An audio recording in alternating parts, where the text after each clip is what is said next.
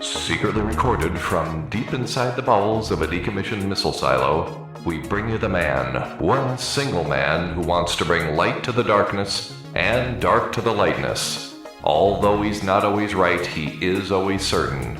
So now, with security protocols in place, the protesters have been forced back behind the barricades and the blast doors are now sealed. Without further delay, let me introduce you to the host of Hutcast, Mr. Tim Hutner.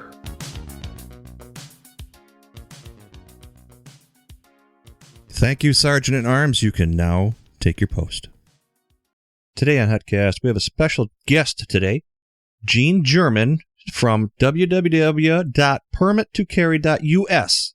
That's 612-388-2403. Gene is going to update us on his training program and how it applies to you. Other states involved, check with your legals on those. There will be a disclaimer in front of each show so you guys know what and what not to do. Again, permittocarry.us. Look them up, check them out. This is a mini-series, guys, so you're going to have a number of shows behind this. Feel free to tune in. Thanks again for Hutcast. We'll be with you shortly. For home and workplace comfort, we here at Dependable Heating and Air Conditioning have over 30 years of residential and commercial experience in replacing, repairing, and doing general maintenance on your heating and cooling equipment. Call the experts at Dependable Heating and Air Conditioning. For all your indoor comfort needs, we are located in Coon Rapids and serve the entire Twin Cities area. Call one of our professional technicians today at 763-757-5040. That's Dependable Heating and Cooling. Again, 763-757-5040, Dependable Heating and Air.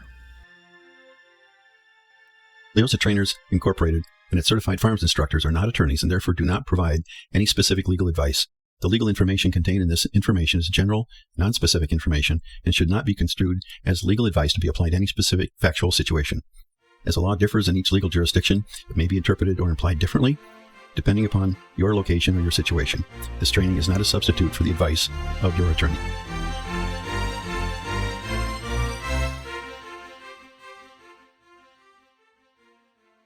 Welcome back to Hutcast. Gene German today in the studio, and he's going to give us some information that I believe that you guys could benefit from. We're going to start this slide as the human target. Gene, I'm on the slides. You got the microphone. All righty. Well, thanks, Tim. As I mentioned when we started this series, this particular material comes to us from the Handgun Wounding Factors and Effectiveness report written in 1989 by Yuri Patrick with the FBI. And we'll kind of summarize some of the points that he makes. I'm not going to read the entire report to you. If you'd like to hear more about that, you can come to our class and we can cover that in more detail. But he talks about immediate incapacitation. Now, we've talked before about maybe stopping a threat or getting a change in behavior, but his terminology is different. He's talking about immediate incapacitation because in law enforcement, they're concerned about how long this is going to take to achieve control over a subject. And so they're interested in knowing that what they're going to do is going to work more sooner than later. And so he says immediate incapacitation to really happen requires a head or an upper spinal cord shot.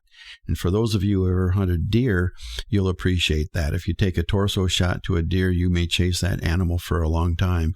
But if you put one in his head or his neck, they're going to be on the ground where they were standing. Otherwise, massive bleeding is a cause of circulatory collapse, and that's going to take some time.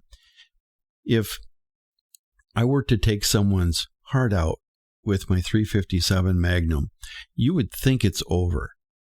That's an unsurvivable wound. But the fact is there's enough oxygen in the brain for full voluntary function for 10 to 15 seconds after the heart's destroyed.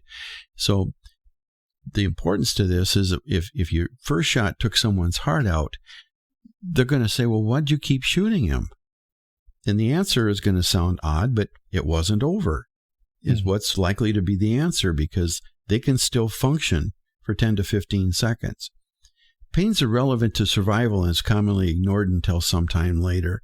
And if it is perceived, oftentimes the response is anger and increased resistance rather than surrender. So there's things about the act of shooting people that is going to be completely different from what you see on television or in the movies. And you don't need 15 seconds to fire a weapon. Well, you don't need 15 seconds to wait to see what's going to happen next, that's for sure. Well, this cements your theory of 2 to the chest and then start working at the hip. And do 1 to the pelvis. Pelvis, right. Pelvis. Yes. Okay. And did we cover this slide here, 15 to 10 seconds? Yes. Okay, we're going to move forward to go into survival mode. Everybody goes into survival mode. You will, the perp will. Even your witnesses will. This is the real reason why eyewitnesses are so notoriously inaccurate. They go into survival mode as well, and rational thought is difficult for them. And so they're going to make up information, if you will, to bridge what they can really remember with what they can't remember, so it flows and it makes sense. So when that happens, your brain's pretty smart. It says, we're going to focus on the problem here and carve away all the other information here that's going on around you that really you don't need to know to survive. So your hearing is going to drop. Pain, as I mentioned, will be ignored. You could have an out-of-body sensation. I've never had that happen to me, but I believe it's true. Rational thought is difficult. That I do know. There's parts that you won't remember, and there's parts that you will remember. Mm-hmm. So the out-of-body, any type of trauma would also get you into that as well. I think most people have had that if they've ever had any type of incidents in their lives. Well, Yuri Patrick says you can use your body as a tool for fighting, but be unaffected by being shot, which is bizarre to me. But it's what happens. Never had been shot. I don't know that theory. I don't want to try it. Okay, trust me.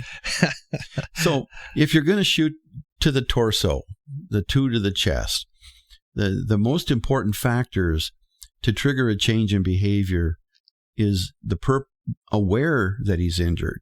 He may not be. He could have fear of the injury, maybe fear of death, blood, or pain. He's probably known people that have been shot or killed in his life. Could have preconceived notions of being shot. Perhaps he has been shot before. Could be the intimidation of your weapon or just a desire to quit. I was having a conversation earlier today with one of my students, and he'd stopped by and we were just chatting, and he says, I'm thinking of carrying a 22. What do you think? And I said, I don't think a 22 is going to scare too many people off. It's a 22. I don't want to shoot more than I have to. And a 22, you're going to be forced to shoot quite a few rounds to get a change in behavior. Right. Control that stopping power. Not very intimidating. Okay. All you really control is shot placement, which is really 2 to the chest, 1 to the tranny, and the amount of tissue destroyed. That's a function of the ammunition that you're using and the caliber of the gun that you're shooting. So if you're shooting hollow points and a .45 caliber firearm pistol, you're going to do more damage than if you're shooting a hollow point out of a 22, for example. Again, we've talked about this in one of the other episodes about overkill and very high-end ammo, and you had always cautioned that make sure it's legal in your state before you pick up an RIP ammo or whatever that is. So verify that you are not one of those guys who are going to get pinched in the end. And make sure that your firearm can handle it. Not all guns can handle plus P, for example. Some of the older models that still function are fine, but they're not built for the increased pressures. Control over your gun. You only have control over shot placement and the amount of tissue destroyed. Okay. Should we move next slide? And we did that, yeah. Okay. Physical effects of wounding. There's people think that there is such a thing as knockdown power. And I don't think so. If it were true, and I'm going to separate the conversation between revolvers and pistols because they're completely different technologies. Mm-hmm. As it respects a revolver, when I pull the trigger on my gun, what I feel against my hands and my arms is exactly the same as the energy that's coming out at the muzzle of that gun. Isaac Newton said for every action there's an equal and opposite reaction, and that's what I'm feeling. Not true with a pistol, because the gun absorbs some of that energy to cycle itself. So the energy I feel when I'm shooting a pistol isn't the same as what's coming out the barrel. So there's a difference between those technologies. But the simple fact of the matter is my .357 Magnum is a larger cartridge than any of the pistol calibers that I have. So having said that, when I shoot my .357 Magnum, it does not knock me on my butt. Mm-hmm. So why should it knock whoever I'm shooting on their butt? Recoil. That's what we call it, recoil. It won't do it. Mm-hmm. The bullet does not have the capacity to just not. Now, they may fall down for other reasons, like maybe they're dead, but they're not going to. The bullet itself isn't going to push them to the ground any more than the gun pushed me to the ground. Sure. It's not going to happen. Mechanics of wounding. You need at least 12 inches of penetration to get to the vital organs.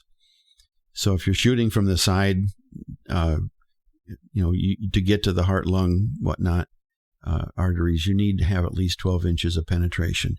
There is a permanent cavity, and that merely is the hole that's left by the passage of the bullet. And then there's a temporary cavity, which is caused by stretching. And that's what it is temporary. At some point, that'll settle back down to what the permanent cavity is.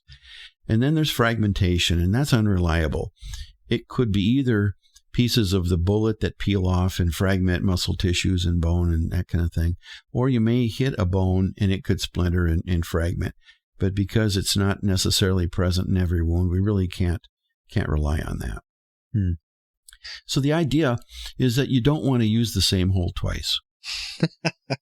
Because you've only created one permanent cavity if you've done that. Sure. So you want to spread your shots out a little bit. It may be fun to see a nice tight shot group at the range, but truly, if you're on the street, that's a bad thing.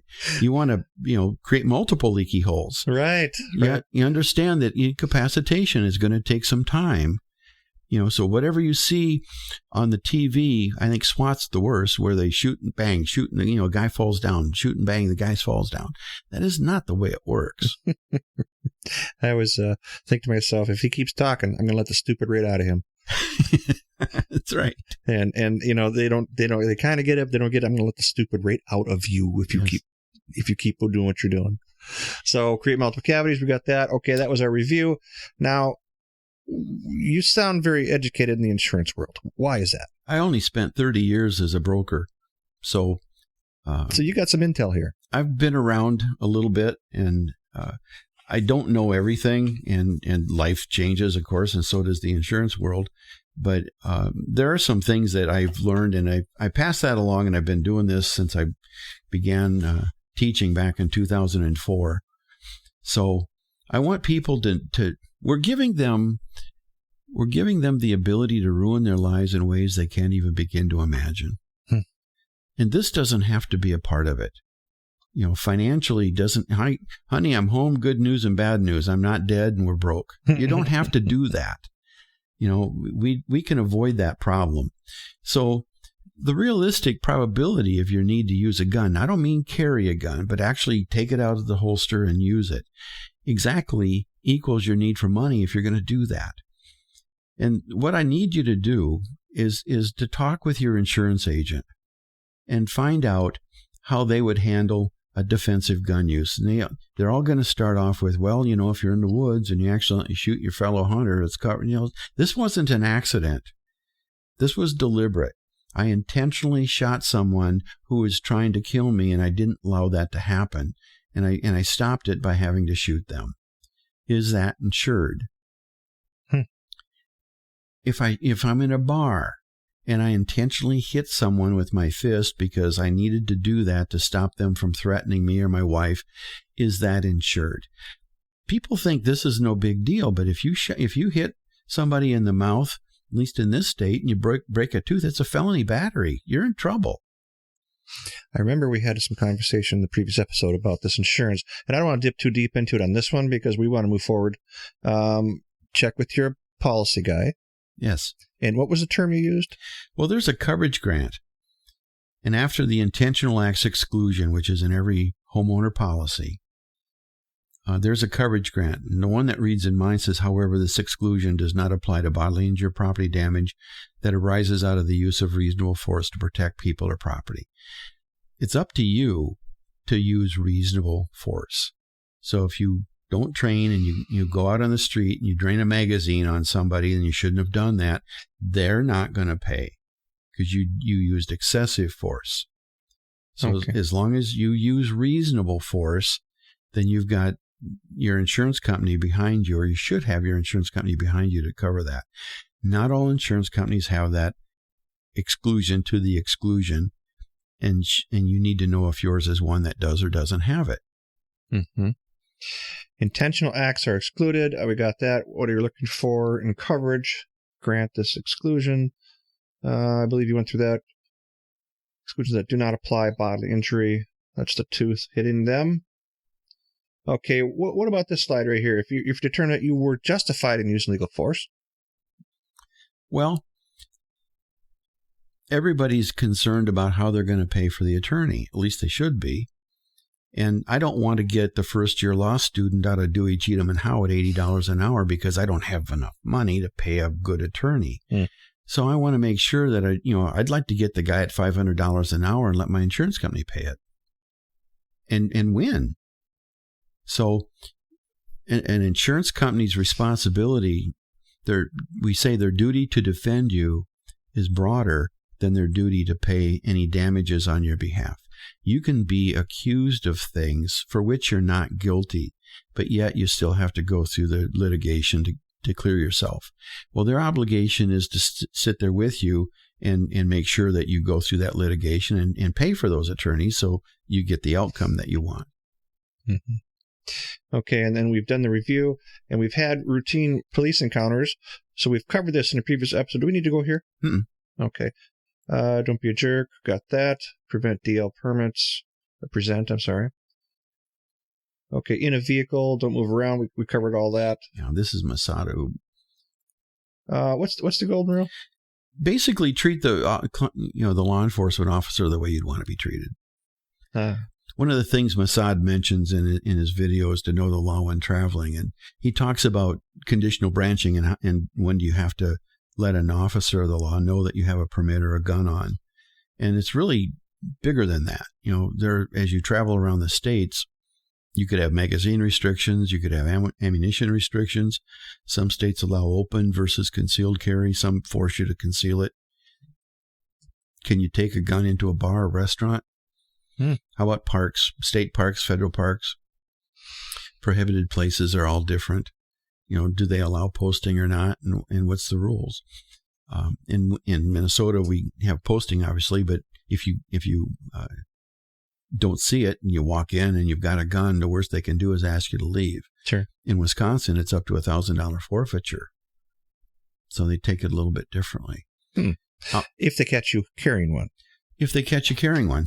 Well, they're going to catch you because you open carry, and the rest of us are hiding them. That's right. So yeah. I got no place to hide. Right. Thing on alcohol is interesting. We have a state law that deals with carrying while intoxicated, and it's Minnesota Statute 624.7142.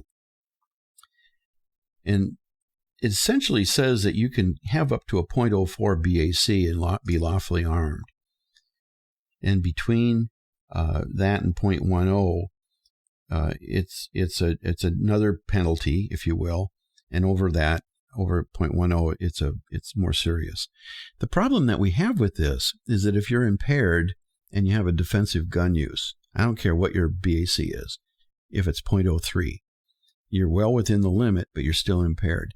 You're basically taking the decision that would have otherwise maybe been an easy decision away from the DA, and he's going to let a jury decide this because you were impaired.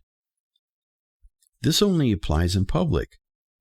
But when we've talked about home defense, you're going to have to explain yourself, and others are going to have to agree that they would have done the same thing you did under the totality of the circumstances. Well, if you've had a number of adult beverages in your home at night and someone, breaks in, and now you have a 1.2 BAC when this happens, they're going to question, did you make a good decision or not, because you were impaired? And the proper answer is you made the only decision. And you made the only decision, but others are going to second guess you, and you know how that's going to go. Right. So although this doesn't apply to your home, in a way it does, because others are going to second guess what you did as being proper or not. I'm sorry, go ahead. Well, I was just going to say, so there's some risk in impairing yourself deliberately one way or the other. And being impaired to me is also if I'm out of sorts. We've dealt with a dog that had stage 4 kidney failure. And as we were dealing with this dying dog, I put the gun up. I was so focused on this animal and trying to do what I could for him that I thought, something, I'm preoccupied. I'm not making good decisions here. I'm going to put this gun up until I can get through this. So it doesn't necessarily have to be chemicals. If you're on a prescription and the doctor says, take one of these every day, don't take 2. Stay within the prescription and you'll be fine. If you don't, then you're not. So let's fast forward that a little bit too. Okay, let's say you're a cancer patient and you're on all these poisons they put in your body. Mm-hmm. You're not thinking straight. Mm-hmm. So, I mean, just out there listening, if you're in that situation and you're a diehard carrier, imagine what a DA could do who's trying to fry you and you're in that situation. Even though you think you're of sound mind, they could still use that against you. Well, put yourself in the position of, I just used this gun, now I wish I hadn't. You can avoid that. If again, common sense is not that hard to come by, really. If you're not thinking clearly for any reason, I don't care if maybe you're going through a divorce.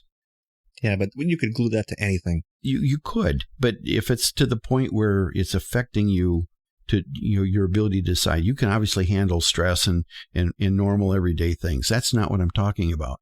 I'm talking about things that are extraordinary. Mm-hmm. And it's temporary, but it's extraordinary. So does it make sense to put the gun up until you get that taken care of? Boy, that's quite a statement, isn't it? I mean, think about the whole picture of life. And your version of extraordinary is someone's version of ordinary. Could be. I'm not making that call. They are. Right. I'm just giving them advice and they can take it or leave it. I get it. And it's good to have this conversation because I'm sure someone out there is going, well, what if I have my period? Not to go there, but I mean, think about it. There's some people that get all lit up and they are not in the right mind. And why wouldn't you use it against them? Because you're a DA. That's your job. Well, it could be. As I've said to students in my class all the time, you're paying me to give you my best advice. That's what I'm going to do. You can take it or not. And it doesn't matter if we agree. Sure. Unless I'm sitting on the jury deciding where you're going to spend the next 20 years of your life. Wow, that's incredible. And if we're to move on here with the active intruder. Well, as I mentioned, when Las Vegas took place, the attack in Las Vegas, I thought we need to do something with our students to maybe give them some ideas to think about in the event that they get stuck in a situation like this. How are they going to get out as well? So let's talk about what an active intruder is. It's defined as an individual who causes or attempts to cause immediate death or great bodily harm to people in a populated area by means of, but not limited to, firearms, edge weapons, IEDs, improvised explosive devices, any other means that may be a life-threatening risk. So they're not just active shooters, which is what this started off years ago. They're active intruders. Mass killings are now defined as 4 or more deaths that don't include the assailant. And they've eliminated gang-related gun and drug violence from that number, that statute. Okay. We have a graph. I'll explain what this is. This is a graph of 250 active shooter incidents in the United States from 2000 to 2017 from the FBI. We have 20% of them, or a little over, is in education, which is K through 12 schools, and some post-secondary. 42% is in commerce, 105 of those. And some of those are in businesses that are open to the public, and some are not open to the public. Open spaces, which could be whatever, is 35. Government buildings had 25. These are facilities that should not be, guns should not even be there. There were 7 on military bases and 18 in government properties. Residences, there were 12. Churches had 10. Healthcare facilities had 10. And other places, there was just a couple, 1 or 2. Weren't very many. And again, you should get in his class, get Gene's class, look at some of these graphs. It's quite interesting from where I'm sitting. What strikes me about this is these are happening in places that they're not supposed to. So criminals follow laws. So gun-free school zones or gun-free zones really don't do it. You can't legislate out acts of violence. Well, you can't legislate criminal activity out of existence because by definition they don't follow the law. Bingo. But again, all those red flag laws we talked about last time, they want us to follow laws so that these people think that they cannot let them follow the laws. Well, it's a do something deal. Illinois just passed a law that's going to take effect in a couple of years that every gun sale has to go through an FFL now. Oh, private and everything? Everything. How about sibling to parent? I haven't read the statute. There's probably some exceptions for that and inheritance and that sort of thing. But, by and large, the people that are illegally buying and selling guns now aren't going to decide, I better go get this transferred through an FFL. No, they're going to steal them. Why would they do that? Yeah, if I'm going to steal a gun, so I'm going to say, well, there's no gun dealer open at midnight. I guess I'll forget it on this one. I had a doctor once, and, when you're at the doctor's office, you kind of, you could just be nice to each other. But he was a total diehard Democrat, and he was big time into the socialist side of Democrat. Mm. And we got on the gun topic, and he says to me, well, how do you think you're going to stop all these people? You got to pass laws. And I said, well, how do you think these people got these guns? And he goes, well, I don't know. How do they get them guns? Well, they ain't buying them. They're stealing them or taking them or whatever means is not legal. Mm-hmm. So you're trying to penalize the guys who do the right thing and in hopes that you can shut these guys off. It'll never work. And he says, I disagree with you. And I says, okay, do you have a gun? He says, no. Well, I might. Now take mine. Well, and it was just back and forth, mm-hmm. Doctor's office. And I respected his opinion, but I don't believe it was accurate. Well, there are people that live in a world of denial. And that's the only way that they can manage to get through the day is they don't believe the numbers that they see, when they see how many drive-by murders and mm-hmm. shootings and whatnot. Rapes, whatever crime it is, violent crime it is, they don't believe in that it really happens, and it does. And if police could really stop it, they would, but they don't. Well, mind you, I didn't want to rev this guy up because it was prostate exam day and he had big hands. So I was like, okay, moving on. I said to the guy, already not going well. Oh boy, that was But I did like the guy, and for a Democrat, I thought, I get your point. Yeah. So, okay, we're back to this active intruder, and I think we can skip this graph. First, you must have and maintain a survival mindset. I will survive. If you don't think you're going to get out of there alive, it's already all over. So you've got to have a survival mindset and be willing to do whatever is going to have to be done in order to get home and live tomorrow. So be aware of what's happening in your immediate vicinity. Okay. A lot of this is situational awareness that we've talked about before, but phrased a little bit differently. Who is and what is going on around you at all time. Try to listen for acoustics. If you're like downtown Minneapolis and there's gunfire, you're not going to be able to tell unless you actually see where they are. Because of the acoustics, you're not going to be able to tell right away where it's coming from. If you're in a building, check offices and hallways and stairwells and exits and that sort of thing. Try to find out where you can go that it's safe, and try to have a what if exit plan. There's 3 courses of actions, and this looks a little bit like our tactical options, from before, but you can either evacuate, hide, or engage the threat. Once you're in a safe location, then call 911. Right. Yes, that was a very interesting section before, so I'm glad you touched on that again.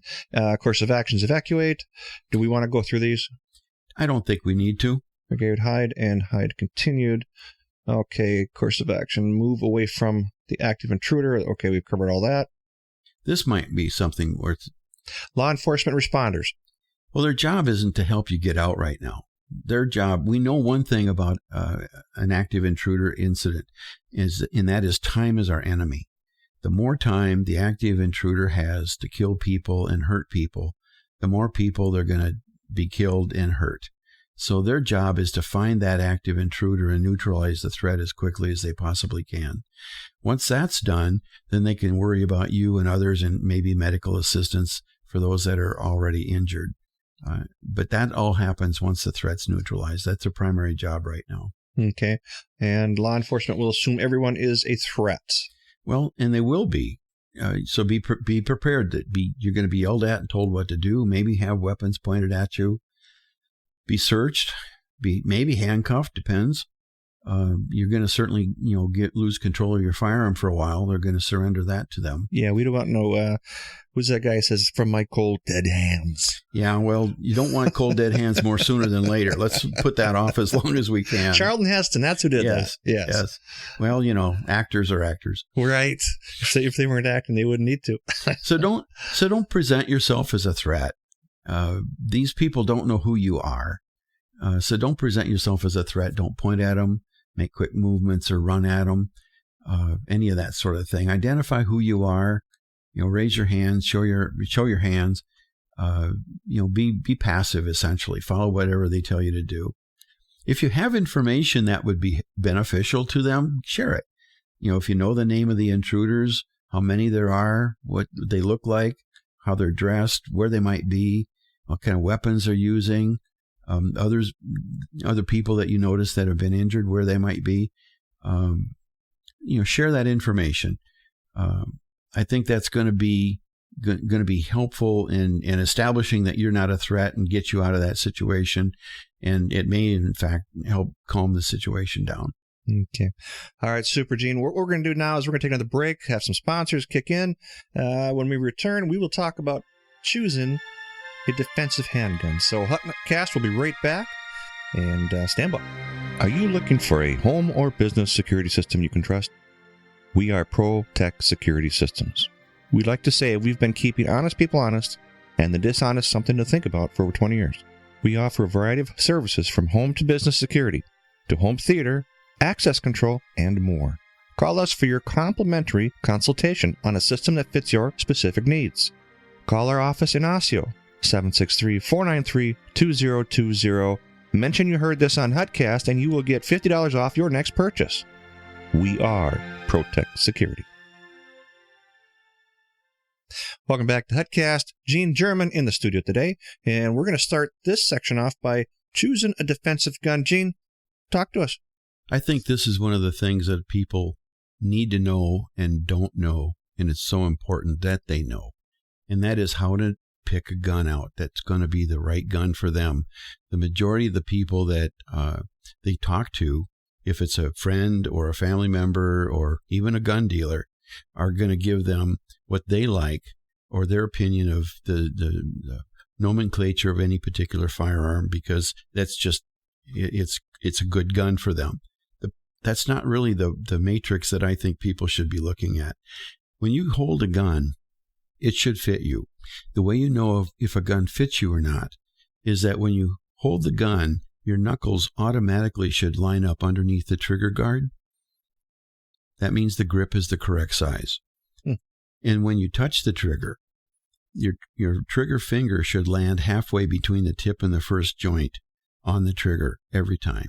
You shouldn't be able to put it into your first joint, and it should be off the tip of your finger as well. It should be right in the middle of the pad. That way, when you press the trigger, it'll come straight back. if your finger's not in far enough when you press the trigger, you're actually going to move the barrel to the right if you're right-handed. If you're in too far and you press the trigger, you're going to move the barrel to the left if you're right-handed. And the problem with this is that when you're holding the gun, you can't see this happen. Mm-hmm. But the hole on the paper will appear at the nanosecond when the sear releases and the hammer hits that primer. So that's where the gun is being pointed. People think their barrels are bent, and that's not really it. They're moving the barrel, but they don't know that that's what they're doing. Mm-hmm. Here's how I tell my clients when they do this. You've heard of these caliber LED lasers, right? Mm-hmm. And you can put a snap cap in these, or sometimes these units absorb that energy in the firing pin. Put the unit in there. Turn the laser on. Find a target and practice that release. Now, it's going to be, of course, no firearm. It's going to be just a laser. Mm-hmm. And at that point where it lets go, you can actually look at the trigger where it landed on the paper.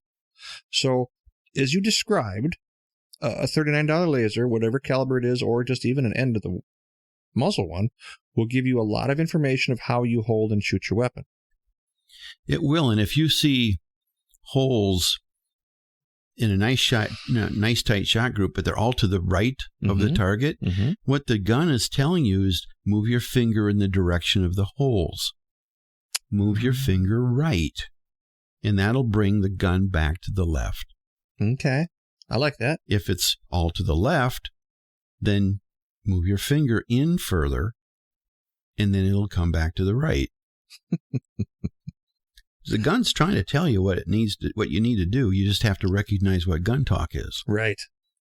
Well, again, if that's a very simple way of doing it, and again, if the laser's working for you and you can use your rule of the in and out, why not? I mean, why not? In worst case scenario, look at it this way: if you buy a crap ass gun and you're practicing with it, and you ruin the firing pin, so what? Right. It's all fixable. Well, and the other thing is why spend $1,500 on a good gun that doesn't fit you? Because if you have to take it back and buy one that does, you know how much they're going to give you for that. Right. So you're taking a big haircut because you bought the wrong gun to begin with. Unless you're in South Minneapolis. And it's midnight, I know. Right. And you need that gun 4473 out there. Exactly. Well, there's 3 legs to the stool. Those are the first 2. And you can do that without ever shooting it. Right. You can, and what I would recommend people do is take paper and pencil and write down the guns that fit. And then go to the range and try to rent those guns and see if the calibers are the right size. And by doing that, you put a silhouette target out 21 feet, and you buy some ammo for the different calibers that you bought, and point shooting. See which ones you can continue to hit the silhouette in a nice tight shot group, so you can control it. If you get to a caliber that you're having difficulty keeping it on the paper, then obviously that's too big for you. Go back to the one that you were competent with. So those are the 3 things: the grip, the frame, which is the second piece where your finger lands on the trigger, and then what caliber should you carry. You got a slide up here. It's called aging. What does that mean? Well, it means that someday this 357 on my hip is going to go into the gun safe. I'm going to be a safe queen. Okay. It's going to have to be. And there's reasons why this is true. Our eyes change as we get older. And you can't see what you need to be able to see to shoot effectively and accurately. There's things you can do to correct that, obviously. You could wear glasses, maybe go get LASIK surgery, add laser sights. I wasn't a big believer on laser sights until this past year, and some of my students convinced me that maybe I was looking at this wrong, but they were just dead on accurate, and they'd never touched a gun before. So maybe there's a point to that. Or speaking of point, learn how to point shoot. Over time, our reflexes are going to slow down because our coordination is going to slow, requiring more time, caused perhaps by some nerve degeneration, a decrease in blood supply to nerves. Mental capacity processes information slower. Older muscles just react slower. You're going to lose some strength. Inactivity is your worst enemy. Stroke certainly can cause a loss of strength, and you can maybe work to get some of that back, but you might not get it all back. So exercise. as much as you can, because more strength is required to shoot larger calibers. And if you're not able to handle that, you may have to downsize to something a little bit smaller that you can handle. And for the people out there, again, I'm a Class 7 FFL licensed dealer. You have to understand that my 78-year-old mother carries a 38 Smith & Wesson Plus P with a modified J-frame, which is a very small frame. She's got small hands, and just as he described, very difficult to pull trigger. Mm-hmm. Now, she loves it, and she loves the very small hand trigger point. I mean, it's a very light trigger, so there are options out there for you. Mm-hmm. So we covered strength, stroke causes, maintain your health. So just take care of yourself. Don't let medical issues get out of hand. Don't ignore physicals and checkups. Obviously, it's best if you can catch things early and while they're small issues, so they don't develop into chronic issues or major illnesses. Because again, chronic illnesses and major illnesses are going to affect your ability to remain active, and it's just kind of a vicious cycle. Okay, we're going to skip past these gun types. That can be covered in class. Any other considerations here? This is in choosing a gun. So yeah, I would cover some of this. Okay, go ahead. One of the things that I didn't know when I went through my class is the gun that I bought didn't have a holster made for it. So here I have a nice, Smith & Wesson 7-shot 357 Magnum that no snubby holster can hold because the cylinder is so big. They didn't bother to tell me that if I'm looking at a gun, that maybe I should go on some of the manufacturers' websites and see if they even make a holster that'll fit it. Mm. So I think one of the things to consider when you're going to buy a gun is, can you get a holster for it? Because what good is having a gun if you can't put it in a holster? Grips. If you're carrying concealed and that grip is up against your body, if you have a very stipulated grip and it's very prickly, it's going to be uncomfortable to carry that against your skin or even a light shirt. So, do you have a hard grip or a soft grip? Perhaps you can get a Hogue rubber grip for it or a sleeve that'll go over it that will take care of that and make it more comfortable. Mm-hmm. Ammunition is always a challenge under normal circumstances, but the firearm that I carry, Spear makes the ammunition for it one day a year. So when I find it, I buy a couple of cases because it's unlikely I'll see it again. Mm. So if you carry anything that has special needs ammunition, you should be aware that it's going to be more challenging, perhaps, to find food for that gun. Might I add in there, train with some of the ammo and the guns that you carry. I poke holes with $2.50 ammunition. Yeah, I just do. So, I mean, for some of my clients out there, they say, well, you can plunk with this, but you should know how this is going to react when you shoot it. Right. That recoil, everything's different in a gun. And like you said, with a J-frame or a K-frame revolver, it's going to feel a lot heavier than a absorption of the slide on an actual semi-auto. And I'm not a fan of guys that carry 357s that shoot 38 specials through them. If you want a 38 special, buy a 38 special. They're smaller gun. It's a different gun. Yeah.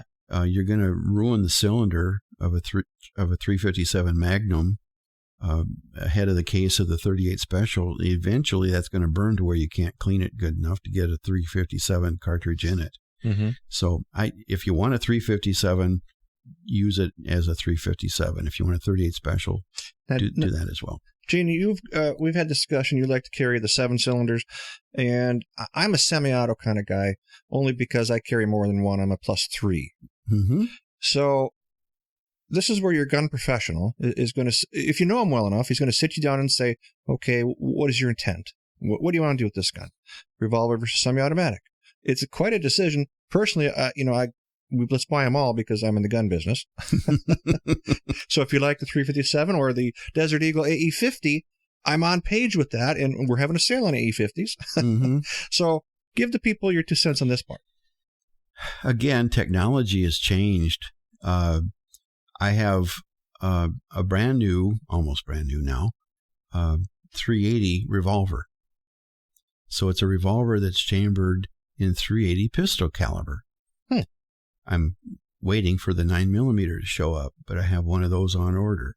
Okay. So even if you like the simplicity of a revolver, but you can't stand the recoil, because 38 specials and 357s and 32 magnums and 327s are all larger than 380s and 9 millimeters. It's going to be more difficult to shoot. Well, there's now kind of a compromise where you can get pistol calibered chambered revolvers. So you can enjoy a 380 with the reliability of a revolver, because semi-automatics have a tendency to malfunction.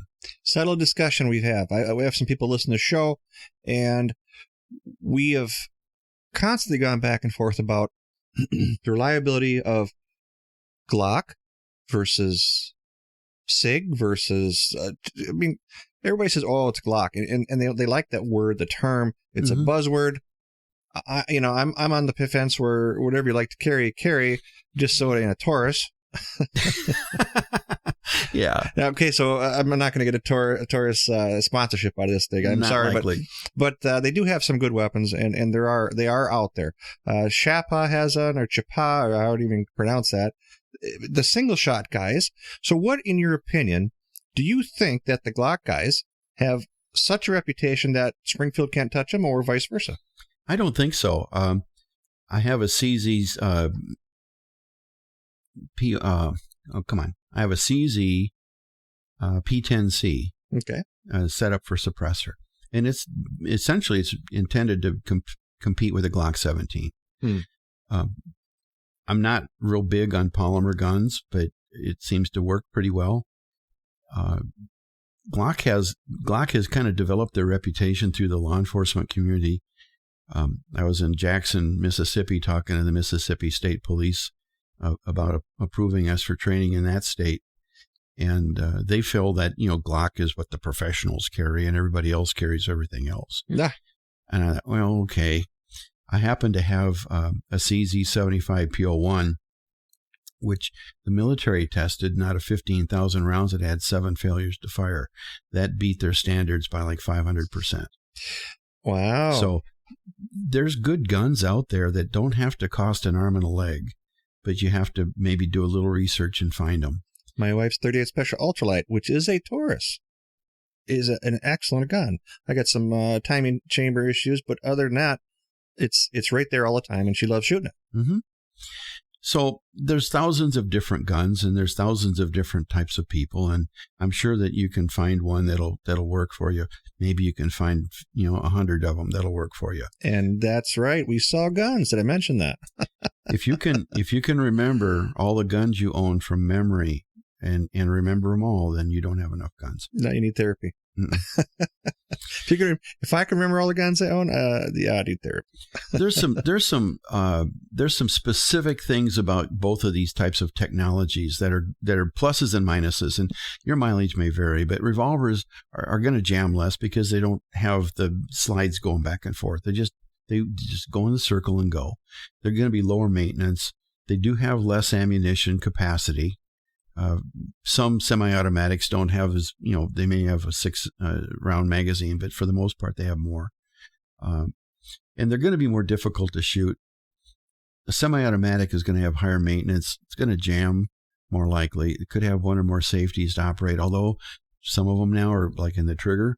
So the safety is there, but you have to touch the trigger to deactivate it. So it's not a switch that you have to, I don't like that, where there's got to be a switch that you have to manipulate. Right. A pre-trigger to a trigger. Yep. I like that. If my finger's on it, there's no just guessing what I'm going to do with it. And if your finger's on it, there's a need to do that. It's just intuitive.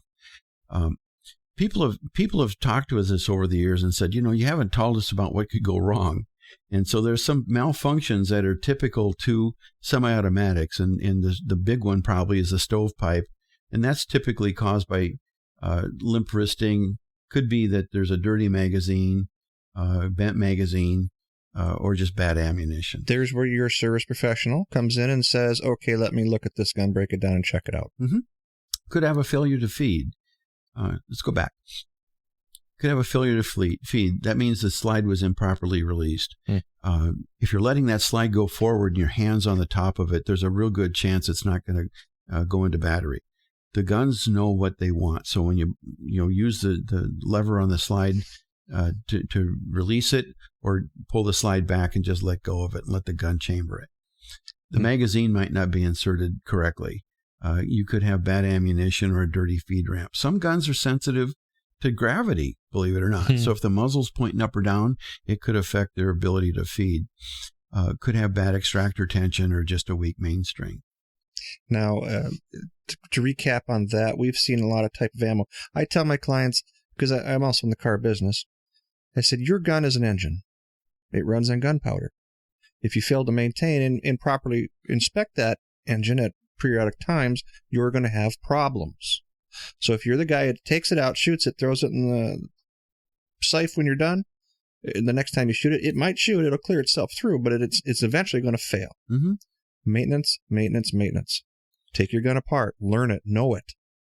And that's my golden rule for these guys. And don't over-oil it. Yeah, a lot of oil happens. We see that a lot, but by the time you shoot third or fourth one and you're wearing it, they'll realize that they shouldn't put so much squirt on there.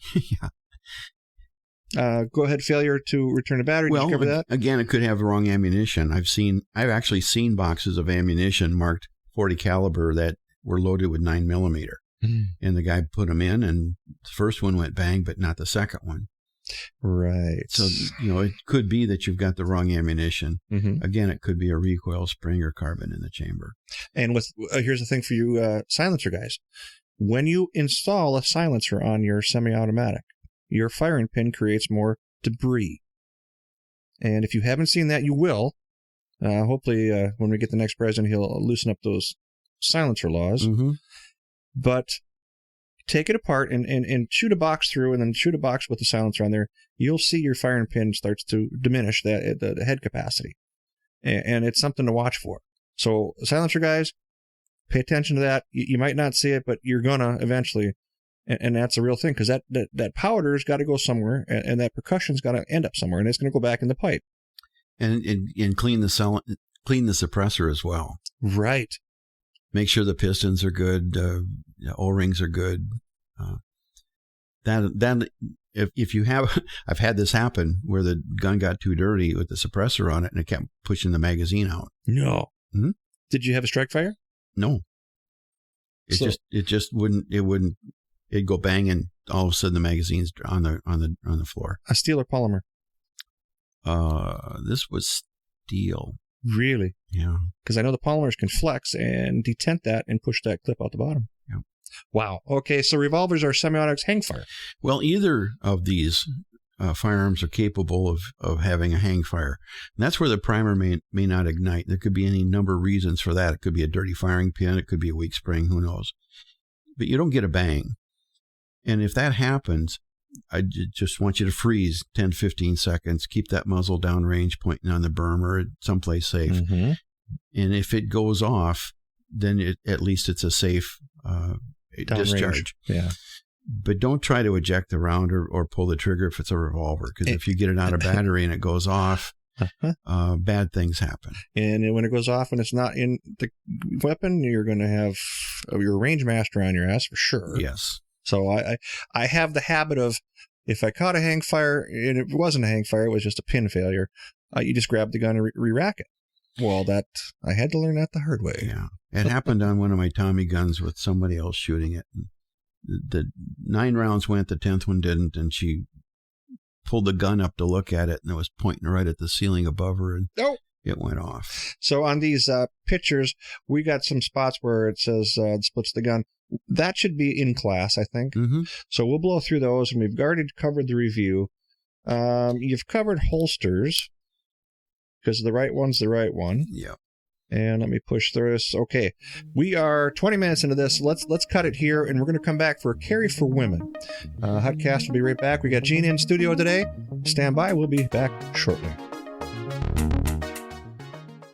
And that's a wrap for Hutcast. Today on Hutcast, Gene German in www.permittocarry.us. Phone number there is 612-388-2403 in the Leoso Training Group. So again, for Hutcast, we hope you enjoyed this show. If you like us, give us a thumbs up and tell your friends. Hopefully we'll try to keep them short so you can enjoy the rest of your afternoon. Again, for Hutcast, thanks for tuning in.